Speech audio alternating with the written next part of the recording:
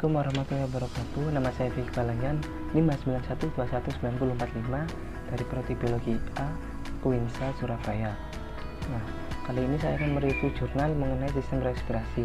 Jadi jurnal ini tuh berfokus pada sistem respirasi pada ikan nila tepatnya. Nah, dapat diketahui dari judulnya, pengaruh deterjen terhadap respon fisiologi, laju pertumbuhan, dan tingkat kelangsungan hidup benih ikan nila pada skala laboratorium. Tujuan penelitian ini yaitu si peneliti ingin mengetahui respon fisiologi konsumsi oksigen, laju pertumbuhan, dan tingkat kelangsungan hidup benih ikan nila pada skala laboratorium dengan penambahan deterjen pada tempat tinggal perairannya. Alasan yang mendasari penelitian ini dilakukan yaitu kelangsungan hidup ikan ditentukan dari caranya mendapatkan oksigen yang cukup dari lingkungan. Nah, oksigen ini berperan penting sebagai bahan pernafasan dalam beragam reaksi metabolisme tubuh ikan. Fisiologi respirasi ikan dipengaruhi oleh kadar oksigen terlarut pada perairan dan hanya ikan yang memiliki kesesuaian sistem respirasi yang dapat bertahan hidup. Masuknya bahan pencemar seperti deterjen ke badan air itu dapat merusak lingkungan perairan, bahkan ikan dapat mengalami kematian. Lanjut pada subjek penelitian. Subjek penelitiannya adalah hewan uji yang digunakan adalah benih ikan nila dengan berat 0,3 gram. Rancangan penelitiannya menggunakan prosedur pengukuran konsumsi oksigen dan bobot badan basah. Yang pertama, diisi botol respirasi sampai penuh dan dipastikan tidak ada gelembung udara. Lalu dimasukkan 2 ekor ikan nila dan botol ditutup rapat.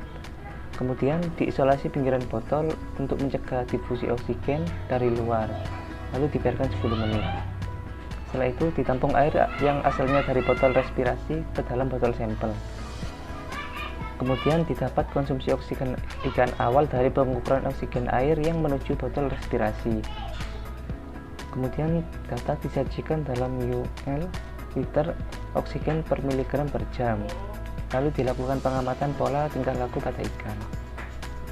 Berdasarkan hasil penelitian yang diperoleh menunjukkan bahwa penurunan tingkat konsumsi oksigen pada hari pertama sampai ke-4. Nah, hal ini disertai dengan tingkat sintasan yang menurun di hari kedua dan ketiga pada perlakuan B, C, dan D. Nah, penyebab hal ini adalah limbah organik perairan yang kadarnya tinggi dapat menimbulkan penurunan kadar oksigen terlarut seperti deterjen tadi. Dampak keberadaan deterjen ini akan membuat organ pada ikan mengalami gangguan, khususnya pada insang sebagai sistem respirasinya, seperti pembengkakan, berdarah, mengeluarkan lendir, dan akhirnya ikan menjadi mati. Hal ini dikarenakan proses difusi, yang mana konsentrasi larutan deterjen itu lebih tinggi dari sitoplasma, sehingga menjadikan partikel deterjen berdifusi dari larutan ke sel-sel insang ikan. Kemudian terjadi plasmolisis atau pemecahan sel yang membuat ikan mengeluarkan lendir dan kehilangan organ pernafasannya, dan lalu mengalami kematian. Nah, kesimpulannya, berdasarkan data yang dapat diketahui pada hari ke-1 sampai 5 penelitian mengindikasikan unit konsumsi oksigen per berat badan ikan yang terendah pada konsentrasi 0,12 ppm. Hal ini berbanding lurus dengan sintasan ikan yang sangat rendah, yaitu 0%.